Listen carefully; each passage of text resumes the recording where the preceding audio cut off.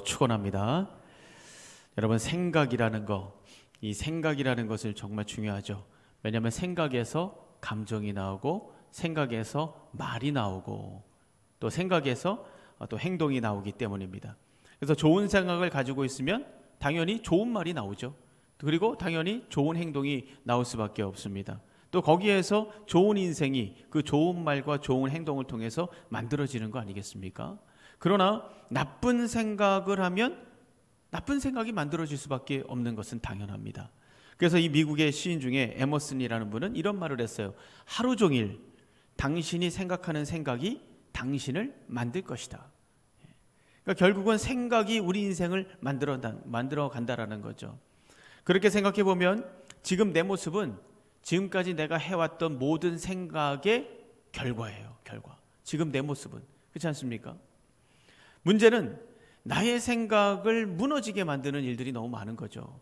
나의 생각을 틀어지게 만들고, 왜곡되게 만들고, 병들게 만들고, 꼬이게 만드는 것들이 너무 많지 않습니까? 그래서 넘어지고 낙심하게 만들고, 어둡고 부정적이고 악하고 더러운 생각들이 수도 없이 우리를 공격하고 또 우리를 힘들게 하지 않습니까?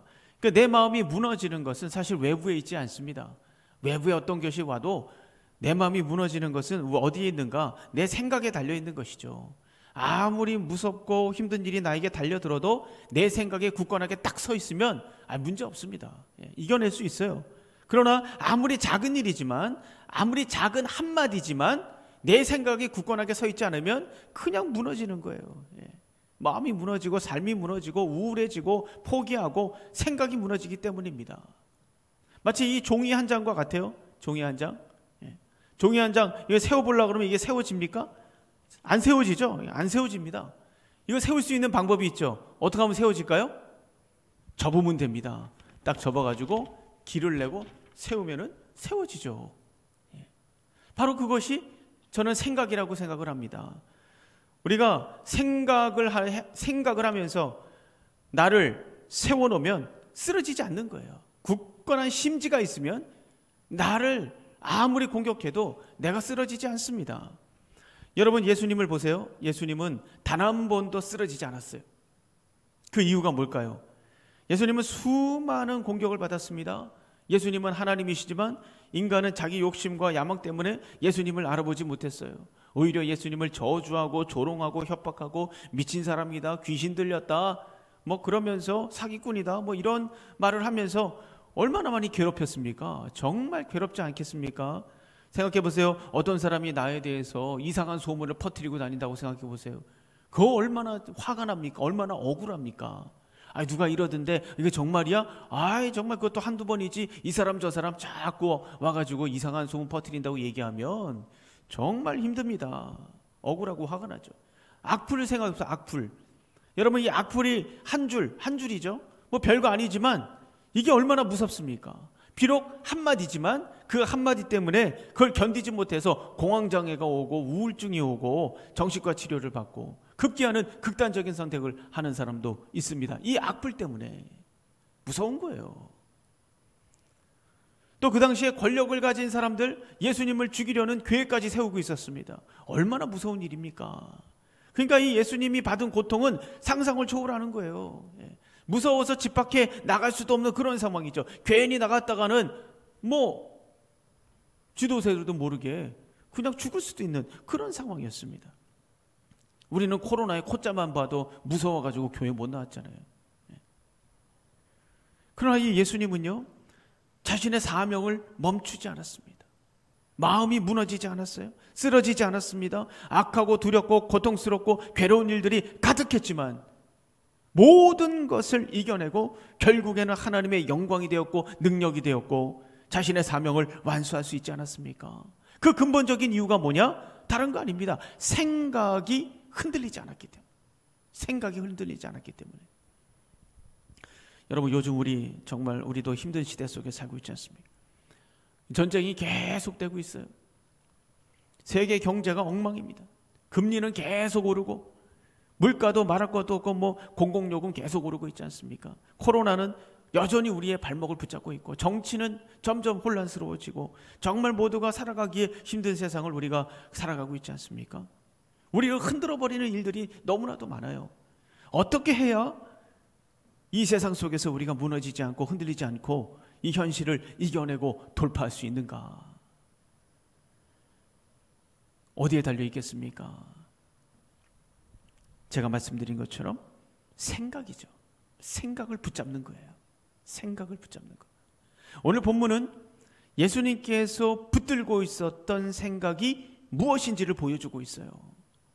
예수님은 도대체 무슨 생각을 붙들고 있었길래 쓰러지지 않을 수 있었는가? 오늘 우리가 그 생각을 붙들 수 있기를 바랍니다. 예수님의 생각을 붙잡고 이겨내고 버텨내고 인내하고 결국에는 하나님의 영광이 되는 여러분의 인생이 되기를 주님의 이름으로 축원합니다. 자, 첫 번째 한번 따라해 주세요. 하나님이 보내셨습니다. 하나님이 보내셨다는 생각이에요.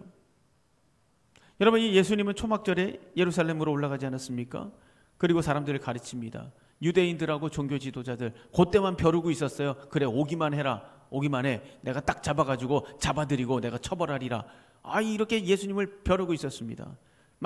때마침 또 이제 예수님이 와서 이제 가르치죠. 드디어 예수님을 이제 공격하는 거예요. 그들이 예수님께 첫 번째 시비 건 게 뭡니까? 왜 율법을 무시하고 안식일을 어기냐? 왜 안식일에 사람을 병자를 고치냐? 이걸 가지고 이제 공격을 하는 거예요. 그러나 예수님은 뭐라고 말씀하셨어요?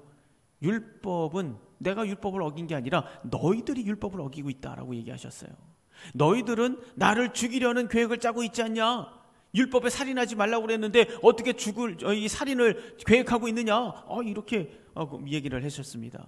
그리고 너희들은 사람을 온전하게 한다는 명목으로 안식일에 할례를 허용하면서 왜 내가 안식일에 병자를 고쳐서 하나님 앞에 온전하게 하는 것은 안 되냐? 너희들 할례는 괜찮고 나는 안 되냐? 이렇게 예수님께서 말씀하셨잖아요. 이것이 우리가 저번에 말씀을 같이 나눈 내용 아닙니까? 예수님께서는 그들의 이 더러운 욕심과 야망을 드러내면서 그들의 주장을 완전히 뒤집어 버렸어요. 그러니까 이 사람들이 아무 말도 못하는 거예요. 아무 말도 못하는 거예요.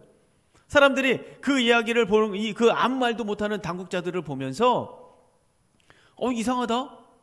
왜 아무 말도 못하지? 사람들이 당황했어요.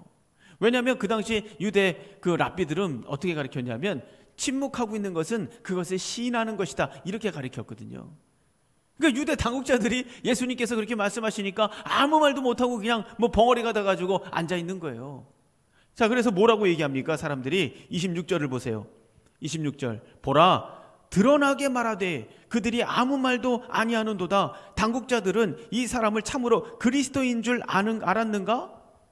그러니까 드러나게 말한다는 건 뭡니까? 예수님께서 거침없이 모든 실상을 공개적으로 말씀하시는 것을 뜻하는 거죠. 그런데도 이 당국자들은 거기에 한마디 토를 다지 못하고 아무 말도 못하고 어떤 조치도 취하지 않는 거예요. 그러니까 사람들이 혼란스러운 거죠. 이상하다. 예수님이 정말 그리스도인가? 이렇게 지금 생각을 하고 혼란스러운 거예요. 당황하고 있는 겁니다. 자, 이어서 또 다른 의문을 제기합니다. 예수님이 어디서 오셨는가? 이제 그거 가지고 안 되니까 또 다른 질문을 하는 거예요. 예수님이 어디에서, 당신이 어디에서 오셨는가? 어디에서 왔는가? 출신에 관한 것입니다. 여러분 27절을 보세요. 우리 다 같이 한번 읽어볼까요? 27절 시작.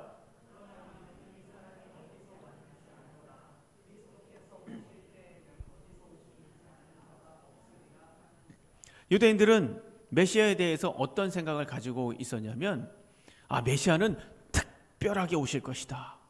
구름을 열고 하늘을 열고 내려오고 갑자기 뻥 하고 나타나고 이런 거에 생각한 거예요. 메시아는 이렇게 오실 것이다.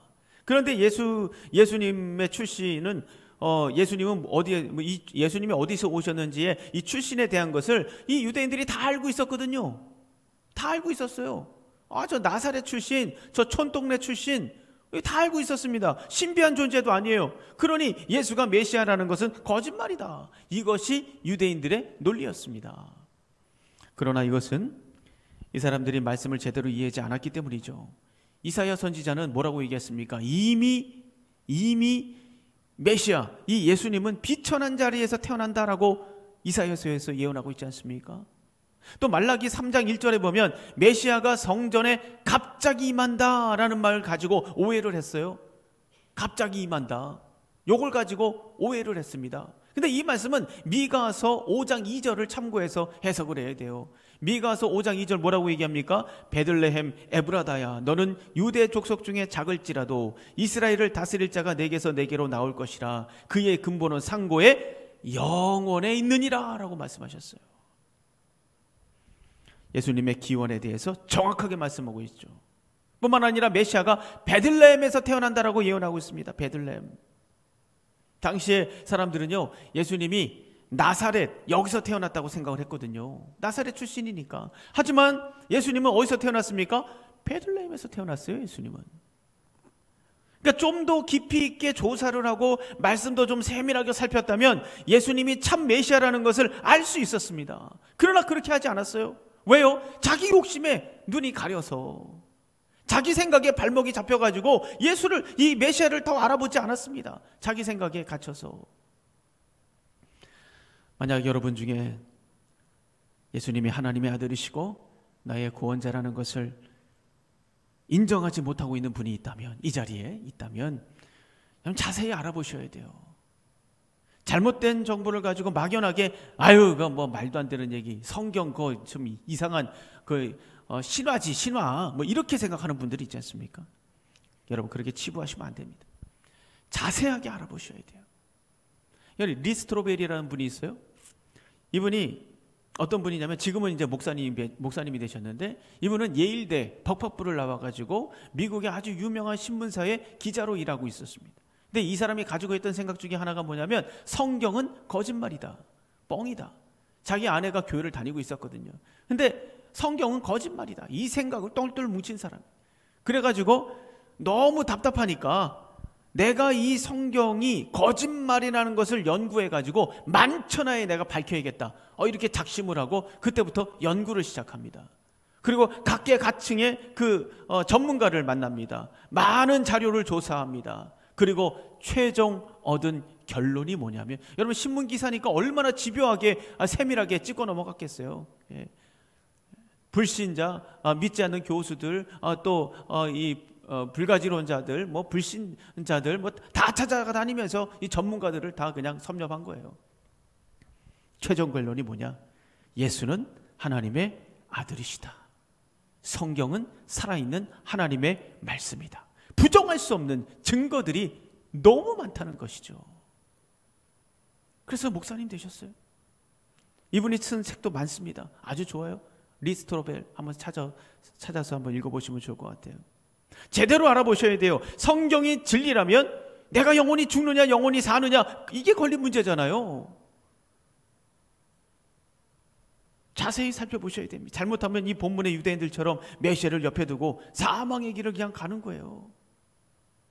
자, 예수님은 어디서 왔는가? 이 의문에 대해서 이제 예수님은 28절, 29절에서 답변을 합니다. 여러분 28절, 29절 우리 다 같이 한번 천천히 읽어보겠습니다. 시작. 예수께서 성전에서 가르치시며 외쳐 이르시되 너희가 나를 알고 내가 어디서 온 것도 알거니와 내가 스스로 온 것이 아니니라. 나를 보내신 이는 참되시니 너희는 그를 알지 못하나 나는 아노니 이는 내가 그에게서 났고 그가 나를 보내셨음이라 하시니. 그러니까 예수님이 자신이 하나님 아버지에게서 왔다라고 지금 말씀하고 있어요. 자신의 기원에 대해서, 자신의 기원이 하나님이다라는 것을 지금 말씀하고 있지 않습니까? 여러분, 예수님이요, 무너지지 않도록, 예수님께서 무너지지 않도록 붙들어 주었던 그 첫 번째 생각이 뭔지 아십니까? 그 첫 번째 생각이 뭡니까? 우리가 아까 함께 따라했잖아요. 하나님이 나를 보내셨다는 생각이에요. 한 번만 따라합시다. 다시 한번. 하나님이 나를 보내셨습니다. 이 지금 방금 읽은 말씀에서 우리가 알 수 있는 거, 하나님이 나를 보내셨다. 이 예수님 안에는 하나님이 나를 보내셨다는 소명의식이 있는 거예요. 소명의식. 하나님이 나를 보내셨지. 하나님이 보내셨다면 거기에는 분명히 타당한 이유가 있는 것이죠. 그렇지 않습니까?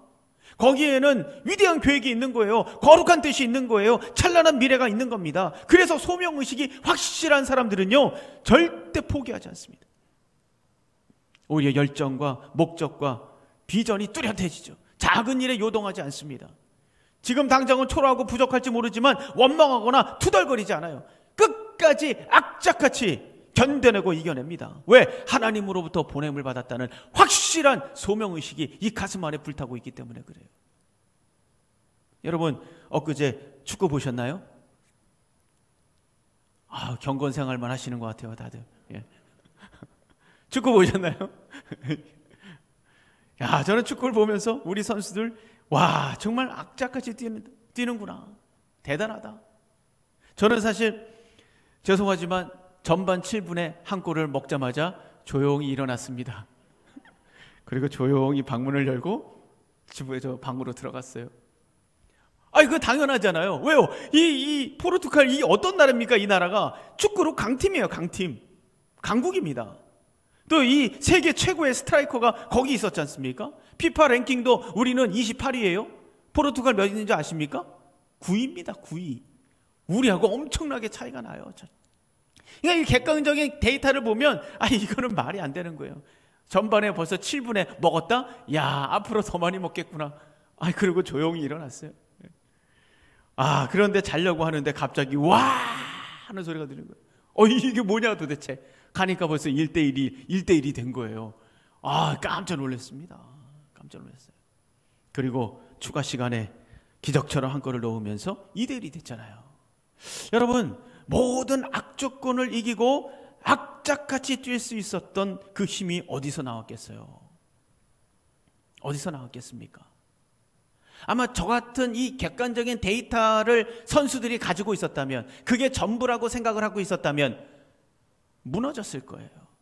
방으로 들어갔을 겁니다. 저처럼 끝났을 거예요. 그러나 선수도 그렇게 생각한 게 아니에요.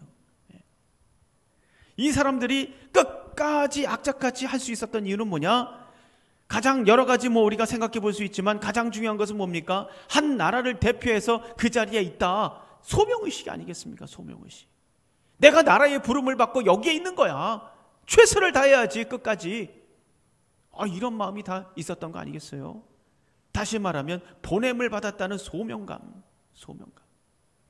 여러분, 예수님만 보냄을 받고 이분들만 보냄을 받은 겁니까? 아닙니다. 여기 계신 여러분 모두가 하나님의 보내심을 받은 줄로 믿습니다. 내가 있는 그 자리는 하나님께서 보내신 자리예요. 나의 가정 하나님이 보내신 겁니다. 나의 자녀에게로 하나님이 보내신 거예요. 나의 일터 하나님이 보내신 겁니다. 여러분이 지금 이 앉아있는 교회 하나님이 보내신 거예요. 하나님이. 하나님이 나 여기에 보내셨지. 물론 힘들고 짜증나고 괴로운 자리, 버거운 자리도 있죠. 왜 날 여기로 보냈는가? 내가 여기 도대체 왜 있는 건가? 그러나 우리가 포기하지 않고 악착같이 견뎌낼 수 있는 이유는 뭐냐? 하나님이 나를 보내셨다. 이 소명의식입니다. 여러분, 사극에 나오는 아명어사 보세요. 아명어사. 거지 행색을 하고 돌아다녀도 자신만만합니다. 그죠? 자신만만해요. 생명의 위협을 받는 일이 벌어져도 기가 꺾이지 않아요. 왜요? 자기는 왕이 보낸 사람이라는 정체성을 가지고 있기 때문에 그래요. 그리고 마지막에 아명어사 출도요 하면 게임은 끝나는 거예요. 우리가 자꾸 마음이 무너지는 이유는 뭡니까? 작은 일에 상처를 받고 흔들리는 이유는 뭡니까? 내 인생이 내 뜻대로 되지 않고 내 마음대로 되지 않는다고 맨날 넘어지는 이유는 뭡니까? 고난이 오고 또 문제가 터지고 그러면 두려워하다가 그냥 주저앉아 버리는 이유는 뭡니까? 다른 거 아니에요. 하나님이 나를 보내셨다는 것을 잊어버리기 때문이죠. 거기에 소망이 있고 비전이 있고 미래가 있다라는 거, 하나님께서 그것을 심어 놓으셨다는 거, 이거 잊어버리기 때문입니다. 여러분, 예수님은요 단 한순간도 하나님이 나를 보내셨다는 것을 잊지 않았어요. 매 순간 하나님을 바라보고 하나님이 나를 보내셨지. 하나님이 나를 책임지시지. 하나님이 나를 알고 계시지. 하나님 안에 계획이 있지. 하나님을 놓치지 않았습니다. 사랑하는 성도 여러분, 하나님이 여러분을 그 자리에 보내셨다는 것을 믿으시기를 바랍니다. 우리 옆에 분하고 한번 인사하겠습니다. 좀 가르쳐 주세요. 하나님이 보내셨습니다. 하나님이 보내신 거예요. 하나님이. 그러면 걱정 없는 거예요. 예수님을 붙들어 주었던 그 소명의식이 오늘 여러분의 소명의식이 되기를 주님의 이름으로 축원합니다. 그러면 돌파할 수 있습니다. 자, 두 번째 한번 따라해 주세요. 십자가를 생각하고 있었습니다. 여러분, 예수님은 너희들이 나를 안다고 말했지만 나는 이 땅에 스스로 온 것이 아니다. 나를 보내신 분이 있어. 이렇게 말씀하셨어요. 한마디로 나의 기원은 하늘이다. 하나님이 보내주셨어. 그러니까 이 말을 듣고 다양한 반응들이 나옵니다. 어떤 사람들은 신성모독이다. 신성모독. 예수님을 잡으려고 그랬어요. 그리고 어떤 사람은 그 말을 듣고 예수님을 믿었습니다. 31절을 보세요. 31절. 무리 중에 많은 사람이 예수를 믿고 말하되 그리스도께서 오실지라도 그 행하실 표적이 이 사람이 행한 것보다 더 많으려 하니. 예수를 믿은 거예요. 예수가 메시아가 아니라면 이렇게 엄청난 표적이 일어날 수가 없다. 이렇게 사람들이 동요하기 시작했어요. 예수님이 진짜인가 봐. 그러면서 막 믿는 사람들이 여기저기서 나타나고 동요하기 시작했어요. 그러니까 이 바리새인들이 겁을 먹은 거예요. 당황했습니다. 그래서 그 아랫사람들을 보내가지고 예수를 잡으라고 얘기했죠. 그것을 보고 예수님께서 이렇게 말씀하셨어요. 33절 34절 우리 다 같이 한번 큰 소리로 읽겠습니다. 시작.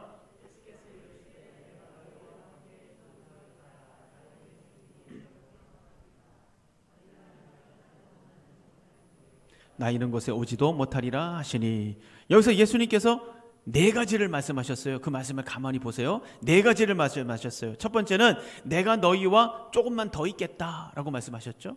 그리고 두 번째는 뭡니까? 나는 나를 보내신 이에게로 돌아갈 것이다. 내가 하나님께로 돌아갈 것이다 라고 얘기했어요. 세 번째는 뭐라고 얘기했습니까? 그때는 너희들이 나를 찾아도 만나지 못할 거야. 그리고 마지막 네 번째는 뭐라고 얘기했습니까? 너희는 나 있는 곳에 올 수 있다 없다? 없다 라고 얘기하셨어요. 여러분, 셋째와 넷째 이걸 보면 너희는 앞으로 나를 만날 수도 없고 나 있는 곳에 올 수도 없다라고 말씀하셨습니다. 이게 무슨 말입니까? 하나님 나라는 예수 그리스도의 이름이 아니면 갈 수가 없어요. 아주 그냥 작은 죄라도 있으면 못 갑니다. 죄가 전혀 없어야 갈 수 있는 나라가 하나님 나라예요. 왜냐하면 하나님 나라는 죄가 없는 곳이기 때문이죠. 아주 작은 죄도 용납하지 않는 것이 하나님 나라입니다. 그런데 우리에게 얼마나 많은 죄가 있습니까? 그래서 우리는 우리의 힘으로 하나님 나라가 갈 수가 없는 거예요. 우리에게 죄가 많기 때문에. 그러나 예수님께서 우리의 죄값을 대신 치르셨죠. 그 사실을 믿기만 하면 우리는 예수 그리스도를 통해서 하나님 나라에 갈 수 있는 것이죠. 그러나 예수를 대적하는 사람들, 예수님께서 내 죄를 대신해서 피 흘려 죽으셨다는 것을 믿지 않는 사람들, 이런 사람들은 그 누구도 하늘나라에 들어갈 수 없을 뿐만 아니라 영원한 형벌 속에서 자기가 자기의 죄값을 치러야 되는 거예요. 자기가 자기의 죄값을 치르는 거예요. 그래서 예수님은 자신을 대적하는 사람들에게 너희가 나 있는 곳에 올 수 없다, 이 말을 지금 하고 계신 겁니다. 제가 오늘 말씀 나누고 싶은 것은 첫째와 두 번째예요. 예수님은 나를 보내신 이에게로 돌아갈 것이다 라고 말씀하셨어요. 난 이제 돌아갈 거야 라고 말씀하셨어요. 이 말씀을 뒤집어 보면 뭘 얘기하고 있는 겁니까? 죽음을 얘기하는 거예요. 죽음을 의미하고 있습니다. 그러니까 이미 예수님은 자신의 죽음을 각오하고 있었던 거죠. 십자가를 짊어지실 생각을 하고 계신 거예요. 여러분, 예수님은 운이 없어서 재수가 없어가지고 일이 잘못돼가지고 십자가를 짊어지신 게 아닙니다. 이미 예수님은 십자가를 각오하고 있었고 죽기까지 사명을 감당하리라, 이것을 결단하고 있었다는 것을 우리가 알 수가 있습니다. 그래서 예수님이 무너지지 않도록 붙들어 주었던 그 생각, 두 번째는 뭐냐? 십자가를 결단하고 있는 거예요. 십자가를. 여러분, 우리가 자주 주변 상황에 민감해지고 그게 왔다 갔다 할 때마다 두려워지는 이유가 뭐예요? 다른 거 아닙니다. 십자가를 각오하지 않기 때문에 그래요. 십자가를 각오하지 않기 때문에. 마음먹기에 달렸다라는 말이 있지 않습니까? 내가 십자가를 각오하면 달라져요. 그러니까 우리는 늘 어떻게 하면 쉽게 갈 수 있을까? 어떻게 하면 편하게 살 수 있을까? 어떻게 하면 고생하지 않을 수 있을까? 이런 생각에 사로잡혀 있기 때문에 두려운 거예요. 마음이 약해 있는 것이죠. 그러나 십자가를 각오하면 두려움은 떠나갑니다. 알 수 없는 담대함이 임한다는 것을 믿으시기를 바랍니다. 여러분 에스더를 보세요. 모든 두려움을 이겨내고 왕 앞에 나갈 수 있었던 것은 죽으면 죽으리라, 죽음의 결단이 있었기 때문에 그래요. 그래서 왕 앞에 나갈 수 있었던 거 아니겠습니까? 다니엘도 마찬가지로 우상에게 바쳐진 음식을 먹지 않겠다고 선포합니다. 이것은 죽을 수도 있는 결단이었어요. 그러나 그 모든 두려움을 이겨내고 자신을 거룩하게 지킬 수 있었던 그 용기, 그건 어디에서 나왔는가? 다니엘 1장 8절 뭐라고 얘기합니까? 다니엘은 뜻을 정하여, 뜻을 정했기 때문에 그래요. 뜻을 정했기 때문에. 다윗도 마찬가지죠. 사울에게 잡혀 죽을 수도 있는 그 두려운 순간이 얼마나 많았습니까? 그러나 무너지지 않았어요. 끝까지 이겨냅니다. 그 이유가 뭡니까? 시편에 나와 있어요. 시편 57편 7절 이렇게 말씀하시죠. 하나님이여, 내 마음이 확정되었고 내 마음이 확정되었사오니 내가 노래하고 내가 찬송하리라. 내 마음이 확정됐다는 건 뭔 얘기합니까? 죽음도 나를 흔들 수 없다는 거예요. 내가 죽음까지 결단했습니다. 확정되었습니다. 그러고 나니까 상황은 달라진 것이 없지만 이 사람 입에서 뭐가 나옵니까? 평강이 밀려오면서 입에서 찬송이 나옵니다. 내 마음이 확정되었습니다. 난 이제 하나님을 찬양하겠습니다. 찬송이 나오는 거예요. 찬송이. 그 어떤 것도 더 이상 우리를 두렵게 만들 수 없습니다. 전에 제가 민방위 훈련을 간 적이 있어요. 아주 오래전이죠. 아주 오래전. 민방위 훈련을 갔는데 거기 어떤 강사분이 오셨어요. 탈북하신 여자분이었어요. 근데 이 여자분이 강연을 하는데 그때 정말 인상적이게 딱 이 뇌리에 박힌 게 있습니다. 뭐냐면 탈북하기 위해서 밤에 강을 건너는데 너무 무서워. 강 앞에까지는 갔는데 그 강을 건너는 이 발이 안 떨어지더라는 거예요.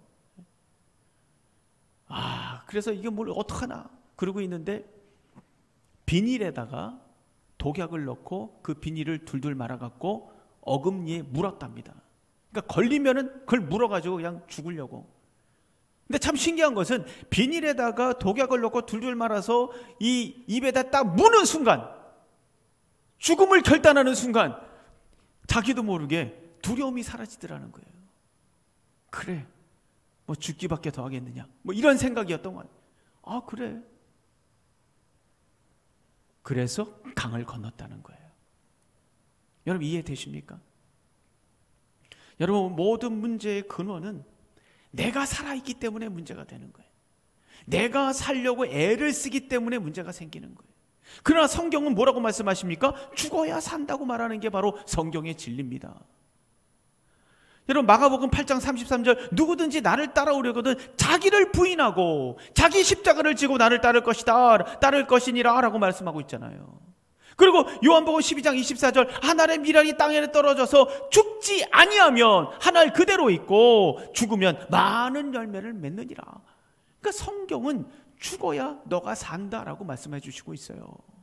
그러면 죽는 것이 왜 이렇게 중요하냐? 내가 죽어야 하나님이 일하시기 때문이에요. 내가 죽어야 하나님의 사랑이 흘러갑니다. 내가 죽어야 복음이 흘러갑니다. 내가 죽어야 물질이 흘러가고 축복이 흘러갑니다. 내가 죽어야 자녀들이 날개를 피는 거예요. 내가 죽어야 다른 사람이 편안해지는 겁니다. 내가 죽어야 감동이 흘러가는 겁니다. 내가 죽어야 새로운 일이 시작이 되는 거예요. 그러니까 욕심과 교만과 이기심으로 똘똘 뭉쳐있는 이 내가 죽어야 살아나는 거예요. 근심과 걱정과 두려움으로 가득한 내가 죽어야 살아나고 하나님이 일하시는 거예요. 우리는 자신을 죽이는 거, 십자가를 감당하는 거, 이거 엄청 두려워하잖아요. 십자가를 결단하면 뭐 죽을까 봐 두려워합니다. 죽는 줄 알아요. 그러나 여러분 예수님 보세요. 예수님께서 십자가에서 보여주신 게 도대체 뭐냐? 십자가에서 보여주신 게 뭡니까? 많은 것이 있지만 그 중에 하나는 십자가를 두려워하지 말라는 거예요. 너희가 십자가를 결단하고 십자가의 삶을 선택하는 순간 죽는 것이 아니라 잃어버리는 것이 아니라 너희가 살 것이다. 하늘아버지께서 그것을 가지고 부활을 만들고 기쁨을 만들고 구원을 만들고 영원한 생명을 만들고 소망과 미래와 감동을 만들어내신다. 이것을 보여주신 것이 십자가 아닙니까? 예수님께서 십자가를 결심한 이유도 바로 그거죠. 십자가를 가지고 일하시는 하나님을 보고 있었기 때문에요. 십자가 속에서 소망을 본 것이죠. 비참하고 무자비하고 그 치욕스러운 십자가에서 소망을 봤다면 여러분, 이 세상에 소망이 없는 곳은 없어요. 소망이 있습니다. 우리 옆에 분에게 좀 가르쳐 주세요. 소망이 있습니다. 소망이 있어요. 소망이. 여러분이 포기했던 거, 괴로워하는 문제들, 암담한 문제들, 거기에도 소망이 있습니다. 있어요. 이 소망을 끌어내는 방법은 뭐냐? 내가 죽는 거예요. 내가 죽는 거. 죽을 결심을 하는 거예요. 내가 죽을 때 하나님이 일하시기 때문입니다. 십자가를 결심하고 하나님의 능력을 맛보고 거룩한 역사를 경험하는 저와 여러분이 되기를 주님의 이름으로 축원합니다. 할렐루야, 할렐루야. 성도 여러분, 사람은 생각하는 대로 말하는 대로 자기 인생을 만들어 갑니다. 그래서 잠언 4장 23절 뭐라고 말합니까? 모든 지킬 만한 것 중에 더욱 내 마음을 지키라. 생명의 근원이 이에서 남이니라. 그 다음에 뭐라고 말씀하는지 아세요? 구부러진 말을 내 입에서 버리며 삐뚤어진 말을 내 입술에서 멀리하라. 생각이 중요한 겁니다. 생각. 주님께서 보여주신 소명의식 그리고 십자가의 결단이 있다면 이 세상에 소망이 없는 곳은 없습니다. 이 두 가지를 가지고 소망이 전혀 없는 이 땅에서 우리 주님은 새로운 소망의 역사를 활짝 여시지 않았습니까? 이것처럼 예수님처럼 여러분 인생 가운데 새로운 소망의 역사를 만들어 가시를 주님의 이름으로 축원합니다.